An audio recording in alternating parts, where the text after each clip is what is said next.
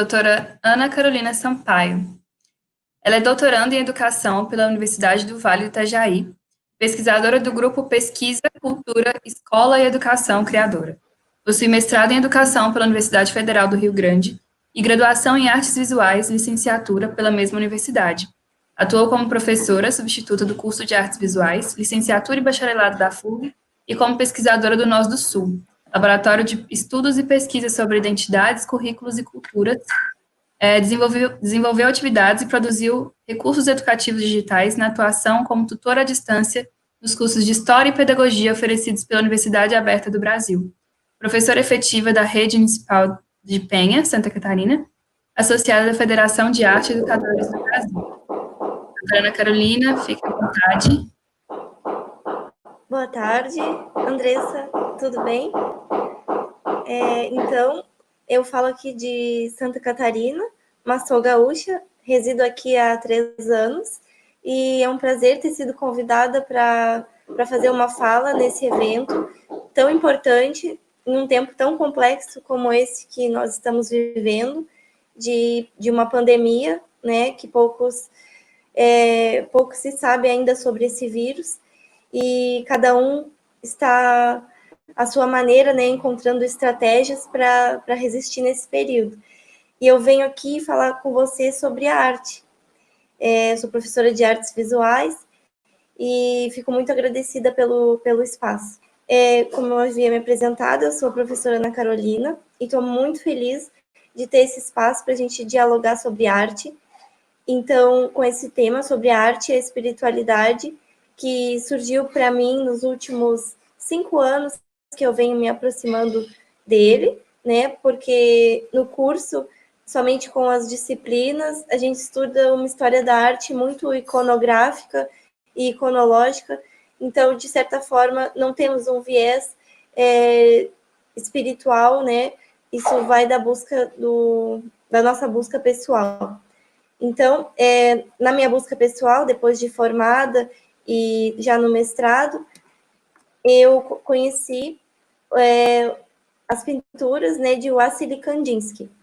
Kandinsky, ele é um russo que foi professor da escola Bauhaus, a importante escola de arquitetura que une arte, funcionalidade e design.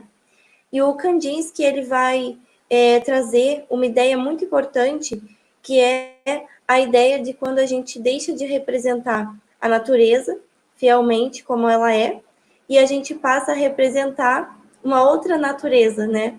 A natureza interior. Ou seja, ele começa a colocar tudo que ele está pensando, vivendo e sentindo em suas telas.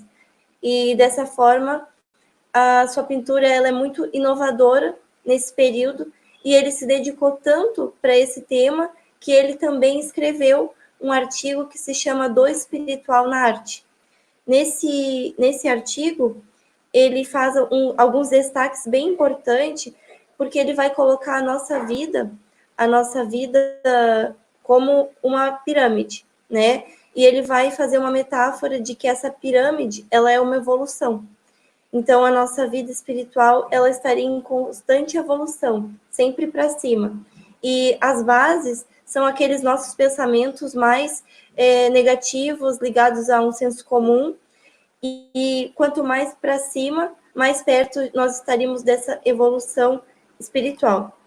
Essa metáfora ela é bem interessante, porque ela abriu margem para, inclusive, outras pinturas que ele fez, por volta de 1926. Essa pintura aqui, nos tons de rosa, ela também faz o diálogo com a música, porque ele colocava músicas clássicas na hora da sua criação, né, da sua poética. Então, é uma união de muitas linguagens, né, entre a música, a pintura e o sentir interior, que vai conversar muito com a percepção que a gente precisa ter como profissionais, né? Tanto eu, professora, quanto vocês de outras áreas, né, principalmente ligados à saúde, vão precisar ter esse olhar para além do que está posto, né? E a arte, ela nos ajuda muito a isso. Ela nos ajuda a ter a sensibilidade para ir além do que está posto na tela, para pensar, mas o porquê? Por que isso foi criado, né? O que o artista ele sentia no momento? E o Wassily Kandinsky, ele diz que a tela é uma vibração do mundo interior, né? Do que ele estava sentindo. Alguns estudos dele vão ser bem interessantes, porque eles foram muito inovadores para a época, né? Então, ele vai falar em uma sonoridade interior, no corpo que vibra. A arte de Wassily Kandinsky, 1929. Então, ela mostra a relação entre os códigos visual, sonoro e verbal. E é um tema que sempre fascinou muitos artistas e pesquisadores. O Kandinsky foi um dos responsáveis, né, por um dos trabalhos mais conceituados nesse campo. Poesia, sinestesia e sensibilidade são características marcantes desde a sua infância. No fim do século XX, no fim do século XIX e no início do século XX, a arte apresentava sinais de ruptura com o modelo de representação do mundo exterior. E, em meio a esse cenário, Kandinsky buscou o conteúdo interior e espiritual de uma obra de arte, a sonoridade interior. Por meio dela, formas exteriores distintas podem atingir a mesma ressonância da alma do espectador. E no seu livro, Do Espiritual na Arte, publicado em 1914, ele expôs os principais conceitos concernentes à sonoridade exterior. Eu peço desculpas porque eu estou um pouquinho nervosa. Eu acredito que é normal, né? Fazem 2 meses, né, que eu estou em quarentena, né? Então, já fazem 2 meses que eu não apresento trabalhos nem ministro aulas, né? Nós estamos apenas com troca com os alunos, mas é diferente de ver pessoalmente, né? Então, essa aula para a tela ainda é algo bem novo para mim, apesar de ser nova, né? Mas vamos lá. Então, desacomodando um pouco do que a gente conhece, né, por arte, né? Ele vai dizer, a cor, forma, som, palavra é a tecla, o olho é o martelo, a alma é o piano de inúmeras cordas. Quanto ao artista, é a mão, que com a ajuda desta ou daquela tecla, obtém da alma a vibração certa. Então, essa frase bastante poética, né, ela vai mostrar o quanto esse artista, né, ele foi precursor nessa abertura, né, uma abertura sensível, para pensar o mundo exterior, o mundo interior, e deixar um pouco de lado a fidelidade das imagens, né, o mundo pictórico como a gente conhece. Para Kandinsky, por exemplo, o amarelo é a cor tipicamente terrestre, é a cor que representa os estados ativos da alma, como a alegria. Ele compara a sonoridade de um amarelo intenso com a de um trompete agudo, que fosse tocado cada vez mais forte, ou como uma fanfarra estridente. Ele vai dizer que a cor tem vida, e os estados que as cores nos proporcionam, eles estão intimamente ligados com os nossos sentimentos. Então, seria interessante colocar um amarelo em dias, por exemplo, que nós não estamos muito bem. E o azul, ele vai mostrar, inclusive ele referencia cientificamente, o azul, ele vai nos trazendo uma calma, uma paz, mas ele não é muito produtivo quando a gente precisa de energia. Ele coloca, né, esse amarelo como uma cor que vai nos chamar para a Terra, nos trazer para o nosso ambiente, né, nos conectar. Eu trago isso, né, muito do campo de vocês agora para pensar uma situação, tá?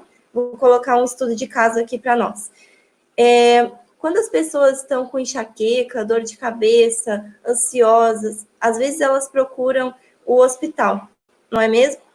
E elas não sabem o que elas estão sentindo. E ao chegar lá, pode acontecer de a pessoa receber uma série de coquetéis, né, medicamentos muito agressivos. E é o que essa matéria fala, né? Uma pessoa chega num determinado lugar e ela relata, né, desconforto, dor de cabeça, e, de repente, aplicam nela um medicamento bastante invasivo, né, chamado Plasil, outro chamado Aldol, que vão ser medicamentos que vão cortar, no primeiro momento, né, o efeito da ansiedade, da dor de cabeça, mas depois eles vão trazer uma série de consequências, né, como essa questão da reação extrapiramidal, que é quando a pessoa ela tem esses movimentos, né, involuntários e se mexe, fala com a voz dificultada, né? Então, isso é uma questão que me chama muito a atenção, né? Que é quando a gente apenas olha por cima.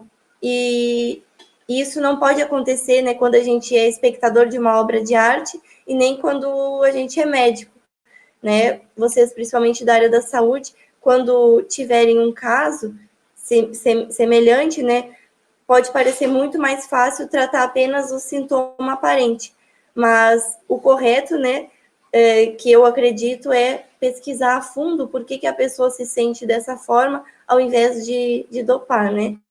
Então, eu trouxe só esse relato, que ele dá margem para a gente pensar numa série de terapias integrativas, que hoje são 29, né, no SUS, e elas vão contar também com a arte e com outras sabedorias que são milenares, né, para esses processos de cura, que são processos que visam, né, esses tratamentos de forma menos invasiva.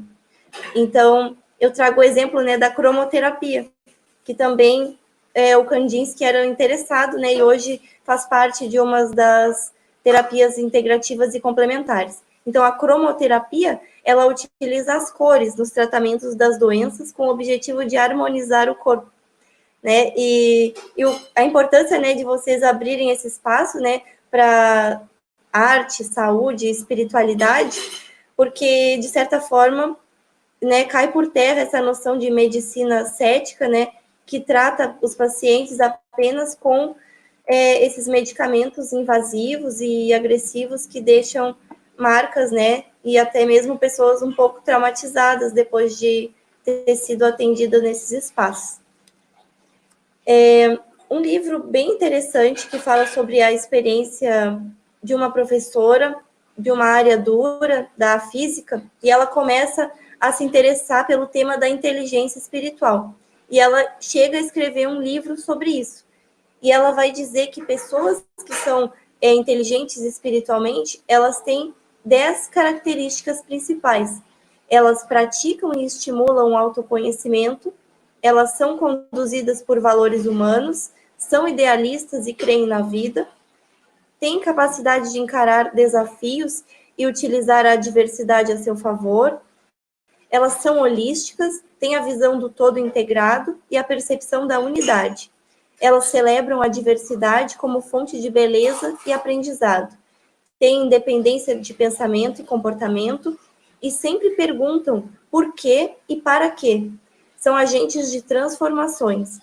Elas têm a capacidade de colocar as coisas e os temas num contexto mais complexo, mais amplo. E elas têm espontaneidade de gestos e atitudes e são equilibradas emocionalmente. São sensíveis, fraternais e compassivas, né? No século XIX, costumava-se muito utilizar a arte para uma evolução erudita, a música principalmente, e hoje, né, no nosso mundo altamente globalizado, né, e cheio de informação, esse cuidado de si vai ser algo que vai ficar latente, né, algo que as pessoas precisam. Então, esse cuidado de si, ele aparece muito na arte de uma forma em uma poética pessoal, né? As obras hoje, na arte contemporânea, elas não são obras de representação e nem de contemplação. Elas são obras críticas que vão, principalmente, refletir esse mundo interior do artista.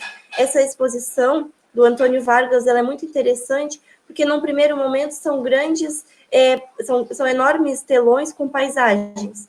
Mas, se a gente se demorar um pouquinho mais em cada uma das telas, nós vamos perceber que essas telas escondem cenas bem fortes, assim. Então, é para o espectador que se detém um pouco mais, né? Que ele não fica 2 minutos olhando a exposição e já sai. Ele fica um tempo mais olhando a tela e com essa paciência de investigar, né? Esse olhar que prescruta, esse olhar que é atencioso.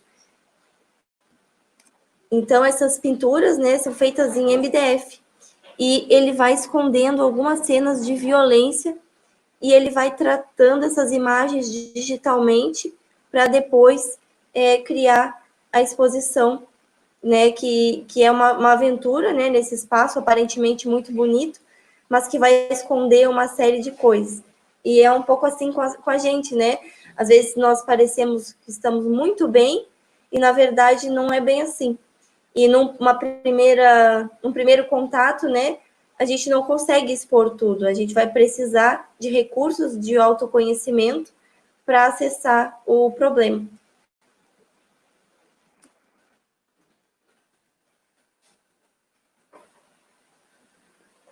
Então, agora na pandemia, algo bem interessante que os museus fizeram foi o caráter, né, do educativo, que antes acontecia pessoalmente, né, com as mediações entre público e arte, agora foram migradas, né, para a forma digital.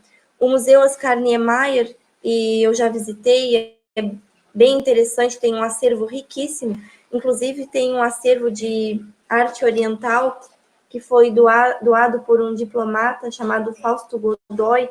Então, ele é um museu que hoje conta com uma sala enorme, somente dedicada para cultura oriental, com uma série de artefatos e peças que ele foi guardando ao longo da sua carreira e hoje doou para o museu. Então, o museu é sempre um espaço de descoberta, né? Um espaço onde a gente tem contato com outras culturas. E essa mediação que o Museu Oscar Niemeyer fez com o público, ela foi bem interessante, porque ela pediu para o público fazer uma intervenção no olho, né? Esse museu ele tem a forma de um olho, para quem já visitou, sabe? Alguns chamam de Museu do Olho. Então, as pessoas começaram a fazer as suas apropriações, né? Ressignificaram esse olho, colocando as suas particularidades, colocando a sua criatividade, né? Então, o quanto a arte ela nos proporciona, né? Que a gente mostre a nossa identidade, que a gente vá descobrindo um pouco da nossa essência a partir da pintura, da fotografia, da escultura, de tantas linguagens, né? Da música. E a arte ela vai atravessar uma série de profissões, né? Tem jornalistas artistas, tem professores artistas, temos uma série de pessoas que se dedicam à arte, mas que não são professores de arte. Então, aqui é bem interessante que o pessoal do Instagram começou a fazer essas intervenções e mandar para o museu.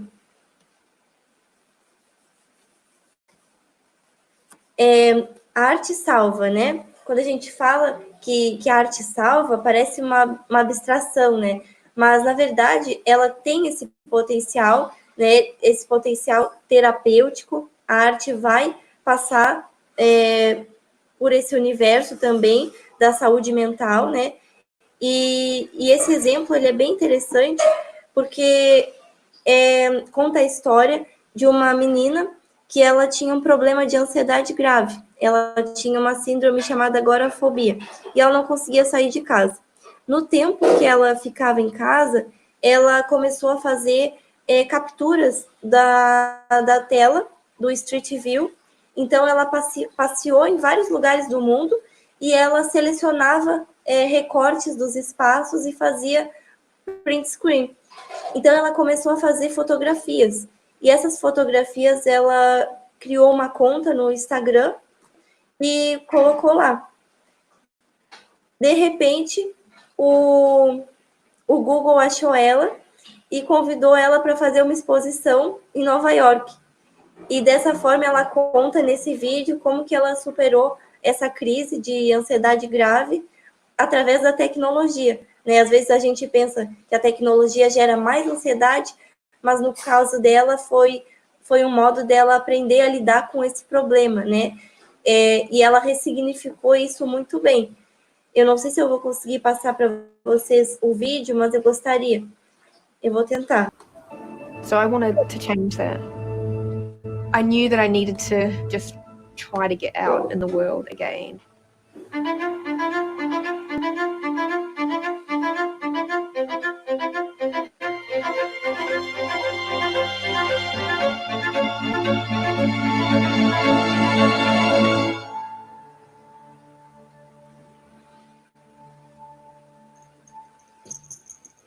The last time I took a plane trip was for my sister's wedding, and we did months of therapy.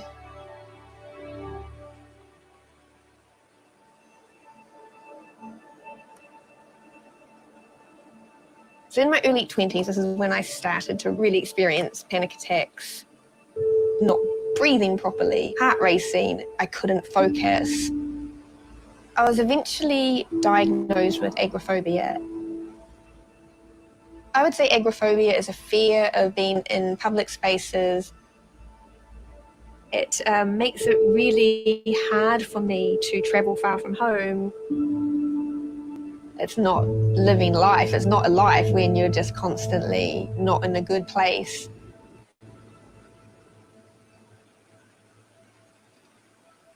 I was just looking through Street View one day, and I just stumbled across a couple of things that I quite liked.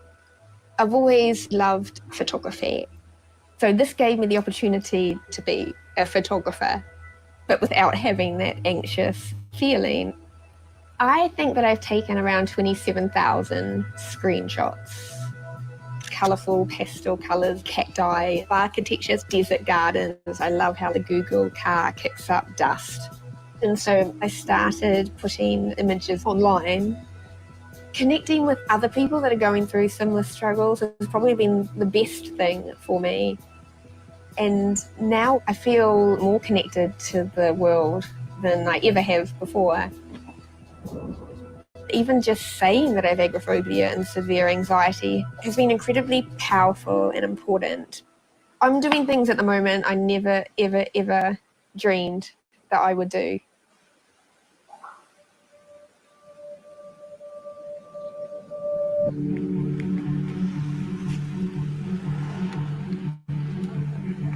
It's excitement combined with anxiety, combined with everything, really.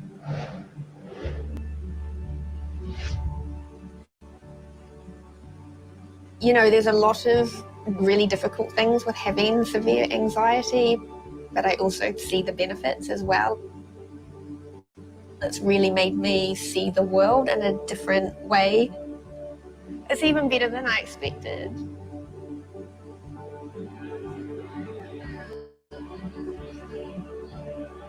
If you're struggling and you're keeping it to yourself, and I kept it to myself for a very, very long time, it definitely doesn't help. Open up about it if you can. I'm also an agoraphobe. I think I try to do the same thing that she did, where you don't use it as an affliction, you use it as your creative power. Please don't give up. Know that it can get better, and it does get better. I just hope that I'm proof that even in your darkest times, amazing things can come out of it.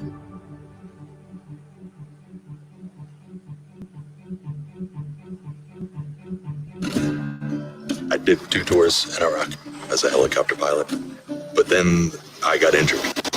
And overnight, they rip off. Então, gostaria de dar a continuidade, né? Comentando o quanto eu fiquei emocionada a primeira vez que eu vi essa matéria, né? Que mostra, né, esse documentário que eles fizeram da vida dela, porque a ansiedade, ela atravessa, né, a nossa vida em diversos momentos, né? A minha ansiedade, assim, começou no ensino médio. A maioria das pessoas que eu conheço relatam o mesmo, né? Que é um período difícil no qual a gente tem que escolher a profissão e começa toda aquela série de estudos, né? Eu fiz cursinho para entrar na federal. Então, tudo isso, né, é o terceiro ano, mais um cursinho, e vai gerando nessa ansiedade.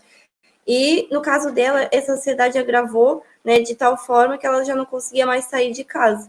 Então, ela ficou com fobia da rua, né? Que dizem, né, os especialistas, que a ansiedade, ela aparece muito quando as pessoas começam a fugir de contextos, né? Elas não querem se comprometer em determinados contextos, então elas fogem desses contextos.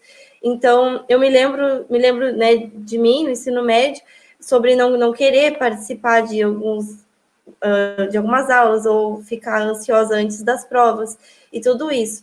No decorrer da faculdade, isso passou.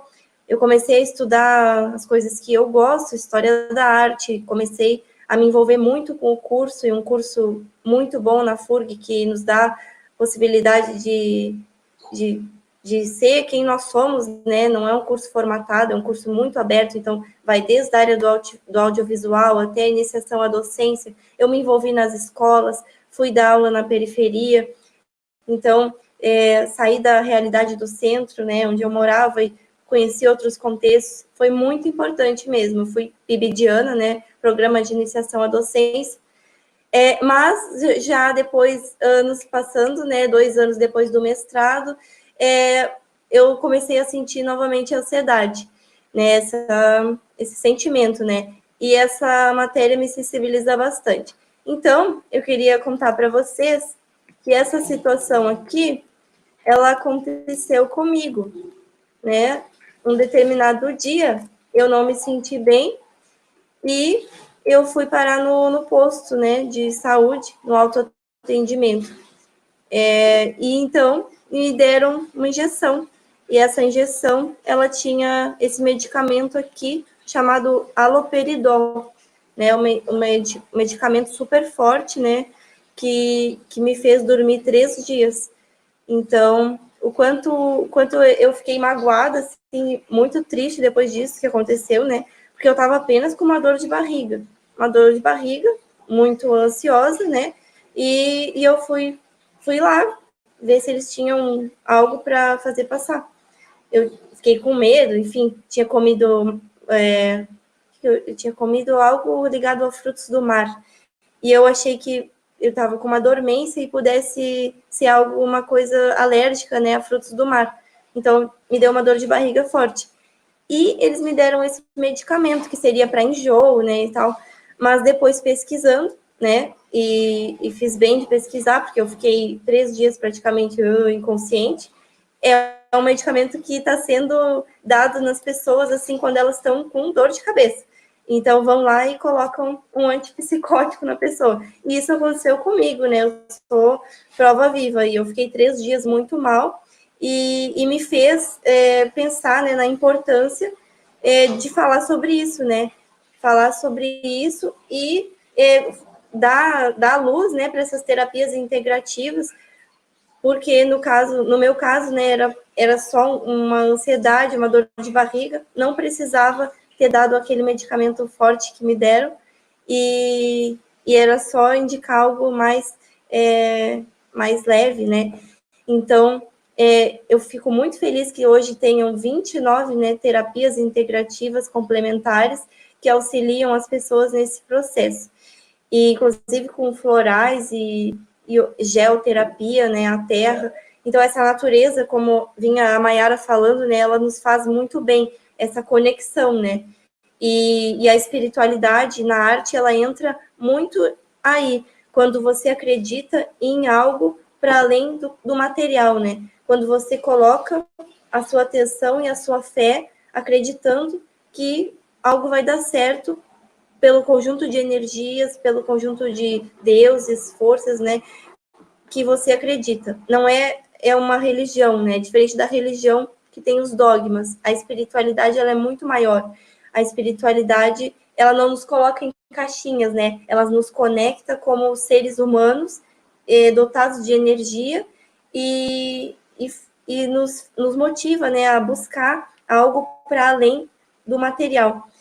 E isso me deixa muito feliz, e queria deixar essa questão da ressignificação, né? O quanto ressignificar significa trocar as lentes, enxergar com novos olhos uma mesma situação.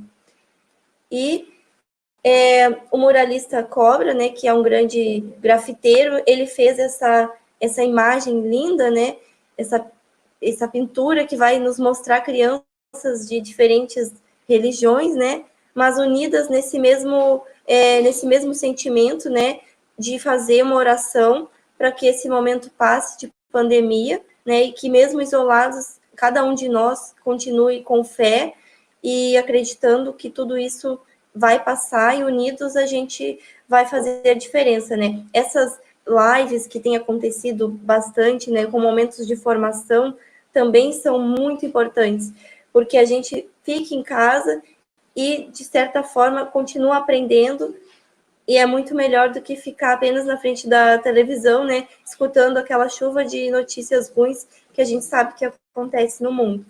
E dentro da história da arte, né, eu não posso deixar de falar na Grécia. A Grécia, ela vai ser o palco, né, onde a gente começa a enxergar a vida como obra de arte. E a filósofa Viviane Mosé, que é uma estudiosa de Nietzsche, e vai falar muito bem nesse livro dela, O Homem que Sabe, né, ela vai falar aqui nesse livro sobre a vida, né, é uma tragédia? Não. Não é porque ela tem um final aparentemente triste, né, a finitude, não é porque ela tem esse final que a gente não vai fazer dela a nossa grande obra de arte. Tem uma citação aqui lindíssima que diz assim: não é porque as crianças sabem que o mar vai estragar o seu castelo na praia que elas não vão deixar de construir ele com muita atenção, né, de fazer um castelo lindo. Então, não é porque a gente sabe que o mar vai levar que a gente vai deixar de viver, deixar de construir a nossa história, né? Então, encarar a vida como uma obra de arte seria a herança dos gregos para nós. Não sendo possível fugir da dor, negar a dor, então se tornava necessário aprender a conviver com ela. E novamente os gregos utilizaram a arte como saída, para não mais fugir da dor, mas para enfrentá-la em sua desmedida. Inventaram o teatro, que nasceu com a função de permitir ao homem olhar seu sofrimento de frente. Aqui, o homem não é mais artista, tornou-se obra de arte. Então, o quanto as obras de arte, né, filmes, séries, nos ajudam a encarar e lidar com problemas difíceis, né, e a lidar com isso, ressignificando e criando estruturas, né, para que quando os enfrentemos, né, estejamos cientes, né, e firmes para encarar eles, né, presentes no momento.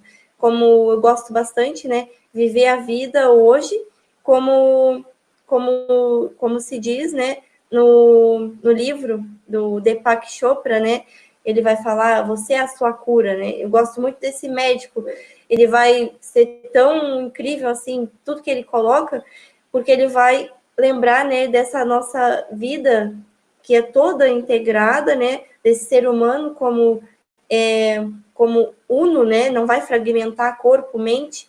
Então, eu queria deixar essa frase, né, para que vocês, eu e todos nós encaramos a vida, né, como a nossa grande obra de arte.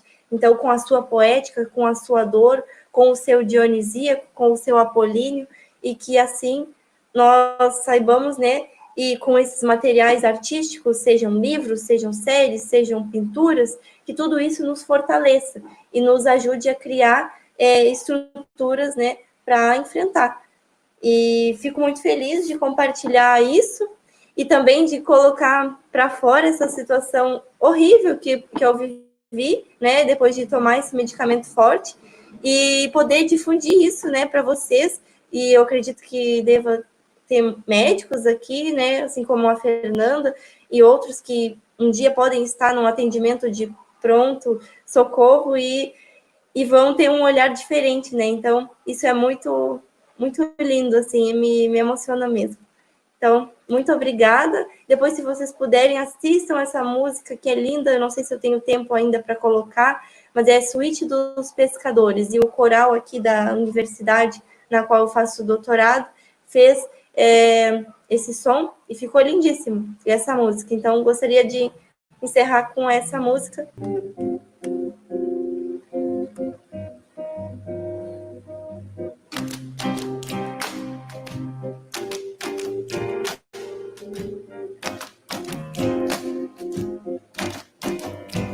Minha jangada vai sair pro mar.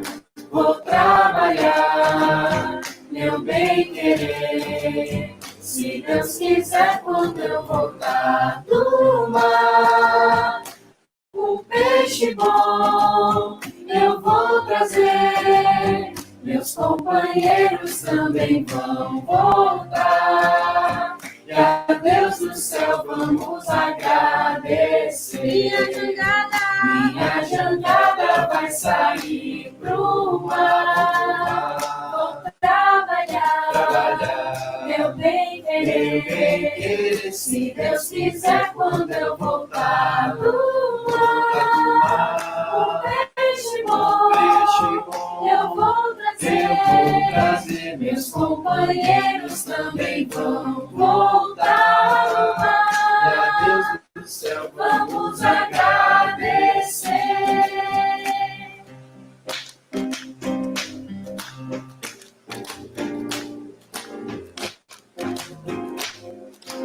Minha jangada vai sair pro mar. Vou trabalhar, meu bem querer. Se Deus quiser, quando eu voltar do mar, um peixe bom eu vou trazer. Meus companheiros também vão voltar ao mar. Deus do céu, vamos agradecer.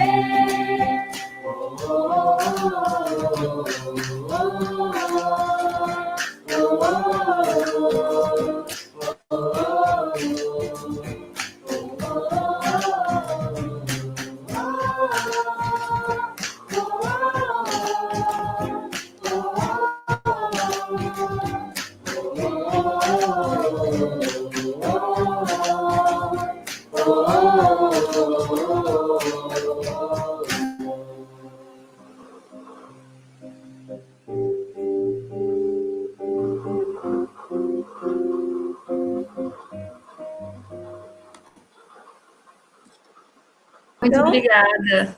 Agradeço vocês também pelo espaço e podem perguntar se vocês tiverem alguma questão para fazer. Estou aqui.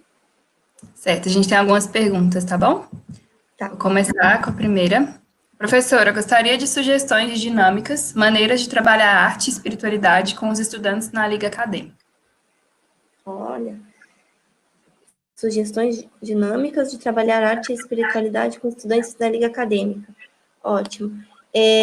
Bom, Andressa, é você, né? Sua pergunta. Sim. Bom, algumas dinâmicas com a poética dos artistas são bem interessantes. Tem um professor aqui no Brasil, né, que o nome dele é Jacques Gaultier, e ele escreveu alguns artigos sobre arte e espiritualidade e uma metodologia inovadora que ele tem, que é a sociopoética, tá? A sociopoética é uma metodologia multidisciplinar. Ele já foi professor da Unirio, no Rio de Janeiro, e agora ele está em Mato Grosso do Sul. E eu pude ver uma mediação, né, que ele fez no museu, utilizando a sociopoética, né, com a questão indígena. Então, a partir dos artefatos e das crenças indígenas, fazendo uma mediação em arte no museu, no Marco, né, no Museu de Arte Contemporânea. A sociopoética, então, ela vai partir de elementos, né, de outras culturas e trazer isso para um cenário acadêmico, mas com uma forma terapêutica que coloque as pessoas para falar, né? Então, que seja um espaço onde os discursos apareçam. Então, você vai se utilizar das técnicas na sociopoética, mas de uma maneira laica, né? Sem defender uma bandeira, né? Mas fazendo esse momento.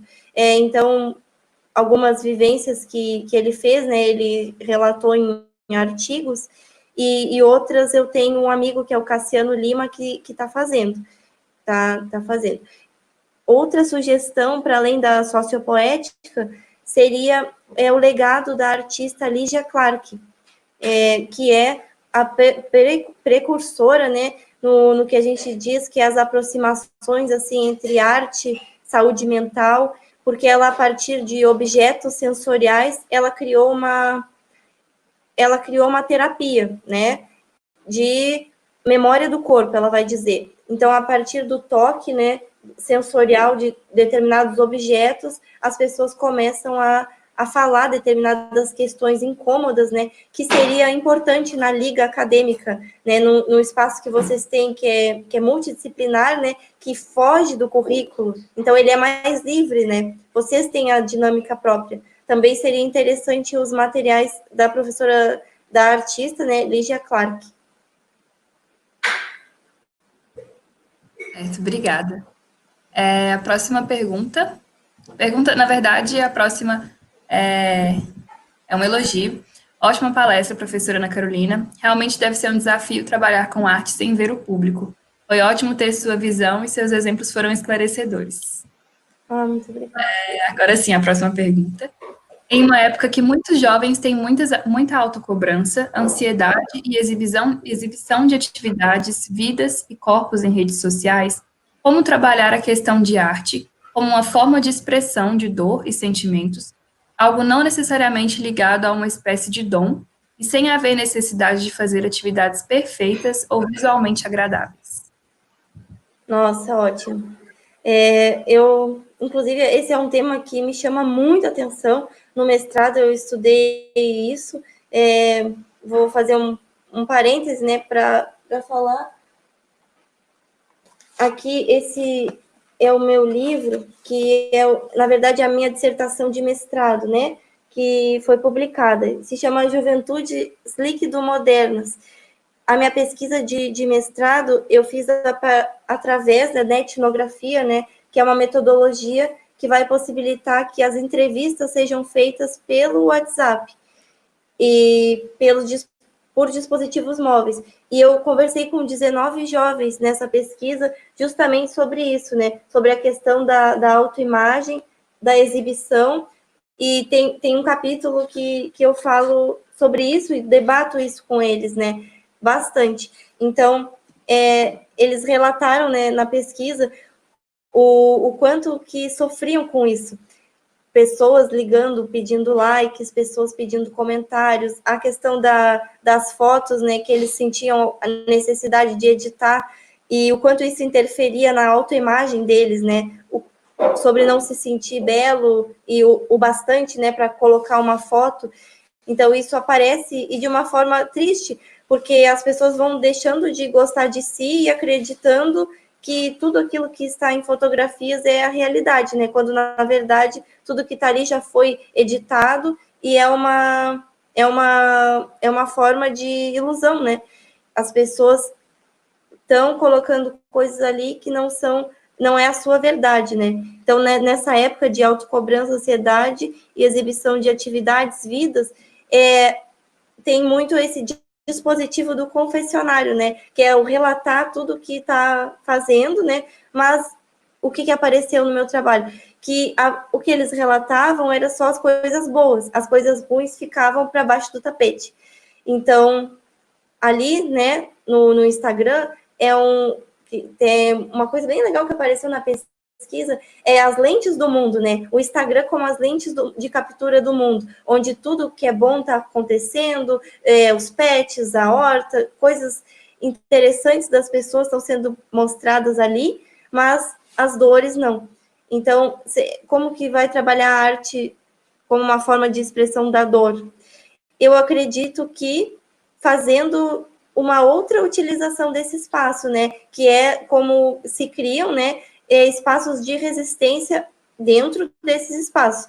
Por exemplo, né, com o ativismo, eu vejo muito isso no ativismo, a questão da gordofobia mesmo. As pessoas que são muito gordas, elas sofrem nas redes sociais, mas elas também, uma parcela delas cria os canais de resistência, que eu vou postar foto, vou mostrar o meu corpo, vou fazer um vídeo em parceria com outras pessoas, né, para falar sobre isso. Vou criar grupos no WhatsApp de interação, mas uma interação benéfica e saudável, né? Então, vou utilizar esses canais, mas nos espaços que as pessoas estão sendo sinceras, né? estão sendo verdadeiros, e não onde elas estão querendo fazer a espetacularização do eu, né, de uma forma muito narcísica, que Bauman vai dizer que é efeito de uma sociedade líquida, né, onde os valores e as formas, elas estão se desfazendo. Então, é difícil criar ancoragens sólidas nesse tempo líquido. Então, isso que vocês fazem ao webinar, o grupo, é uma ancoragem sólida num espaço líquido, né? Seria o que ele vai dizer da ambiguidade, né, que a gente vive. É saber tirar o joio do trigo, né? Seria essas questões. O ativismo, eu acho que é uma boa saída, né, para trabalhar a arte como uma forma de expressão da dor, né? Eu vejo muito isso. Eu tenho um colega que se formou comigo, que ele posta videoartes, né? Então, ele se filma, né? Às vezes ele está triste, ele se escreve no corpo dele, e ele filma isso e coloca no Instagram, que ele criou só para isso. Então, a arte dele está ali, pública, divulgada, né? Uma poética do eu. Em uma forma saudável, né? De uma forma que a gente reflete, que a gente se choca, mas que é o eu dele em essência, né? Não é um boneco, um avatar criado, né, para espetacularização. Primeiro eu queria te agradecer, Ana, que palestra foi maravilhosa, como sempre. E eu, pensando nessa pergunta, fiquei pensando que agora quem é da área de saúde deve ver no Instagram um monte de resumo que as pessoas vendem, os resumos lindíssimos, fazendo lettering, um monte de coisa assim. E eu até tentei aprender como uma forma de atividade extra e tal, mas acabou se tornando muito estressante, porque eu não conseguia fazer tão bonito. Eu tenho bastante dificuldade, e eu acho que essa questão de lidar com a frustração de nem sempre que tu vai fazer alguma coisa artística vai ficar o que se imaginou é muito difícil, às vezes, para a gente que tem uma autocobrança mais elevada, trabalhar, sabe, com a arte, usar isso como um mecanismo de desestresse em vez de ao contrário. Então, eu queria saber, tipo, se tem alguma dica para isso, como que vocês lidam com isso. O que é o lettering? Eu também não sei. É tipo umas letras bonitas de caligrafia, tipo que calígrafo faz, sabe? Sim. Sabe? Então, eu tenho uma crítica sobre isso. Na verdade, né, agora eu estou como professora da educação infantil. E na educação infantil, eu trabalho de uma forma bem diferente. Eu não trabalho com os desenhos pintados, né, com as crianças daquela forma como se trabalhava, né, para preenchimento das formas com a cor. Trabalho mais aliado às experiências e às sensações, né? Então, uma aula, às vezes, não vai gerar uma atividade pronta, né? Algo vai acontecer no coletivo, eles vão ver, mas nem sempre todos vão ter o seu trabalho individual, né? E isso vem muito quando as pessoas falam, né, que a pintura, ela desestressa, né? Mas depende, porque aquela pintura nos livros, na verdade, ela tolhe a imaginação. Eu também já tive um livro desses, eu tenho um aqui, né? Mas, assim, os teóricos das artes visuais, eles vão dizer que, na verdade, não é que desestresse, às vezes a pessoa vai ficar mais estressada, porque ela vai ver um volume muito grande para preencher, né? E eu acredito que deva acontecer o mesmo nas letras, né? As letras super bem desenhadas, né? De uma forma perfeita, né? Com a intenção de atingir a perfeição, né? E não é essa a ideia da arte hoje, né? A arte, ela tem que ser fuga, né? Então, para que a gente trabalhe de uma forma legal com a arte, para dar certo, para a gente melhorar o nosso bem-estar, a arte tem que ser uma fuga. Então, tem que ser algo que tu goste e te dê prazer. Eu descobri que me dá prazer a aquarela. Quando eu coloco a água e eu vejo o pontinho da água se abrindo, né, às vezes eu não estou fazendo forma nenhuma, ou não estou fazendo um desenho de natureza, né? Não estou simplesmente vendo a tinta se movimentar e adicionando outras tintas. Então, essas criações, né, que se diz, a aquarela, as assemblagens, né, quando se acopla as formas coladas, elas vão ser muito mais esse escape, sabe? Elas vão fugir dessa ideia de perfeição. Eu acho que tudo isso que prevê a perfeição, a cobrança, né, não é saudável. E no universo da arte contemporânea não é bem visto.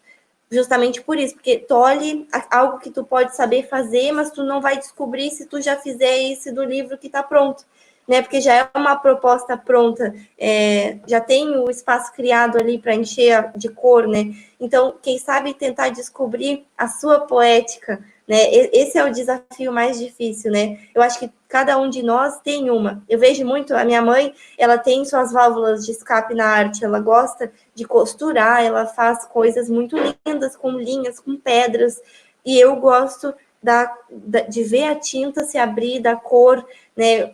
Então, me sai muito bem na aquarela.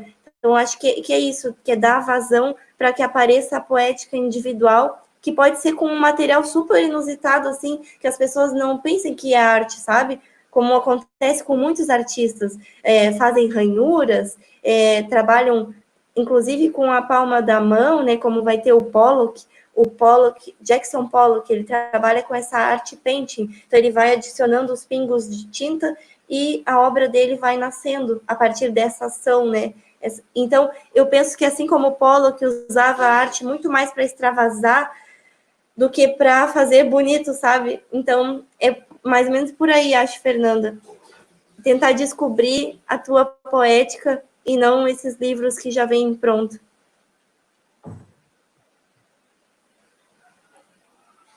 Obrigada, Ana. Acho que a Fê gostou bastante. Ela até comentou aqui, nossa, é muito legal. Realmente a questão da cobrança é muito difícil de lidarmos. A gente está conversando. Suzana Rangel. Sim, a Suzana Rangel, ela é uma professora de artes que ela vai falar muito sobre isso, né? Sobre o quanto as pessoas, às vezes, acham que isso é arte, né? Fazer arte, mas quando arte é muito mais um processo individual de algo que, às vezes, pode ser só teu, que tu criou, e que não vai ter igual por aí, né? Pedrinhas, com materiais que não são do campo artístico, né? Mas que agora entram nessa nova arte que a gente se aproxima, que é a arte contemporânea, né? É muito melhor. Com certeza, ela não vai ficar com autocobrança se começar a procurar essa tua poética. Com certeza, é muito melhor. Muito obrigada, Ana. Todo mundo muito feliz com a sua palestra. Acrescentou muito ao nosso evento. Desculpa pelo nervosismo no início, tá? É que eu não via vocês e essa questão de não ver, ela é difícil, assim, pra gente. Aí, quando começou o retorno de vocês falando, melhorou o que eu queria passar. Mas muito obrigada. É terrível mesmo. Muito obrigada, viu? Muito obrigada. E quando precisarem, contem comigo. Pode deixar. Um abraço. Pessoal,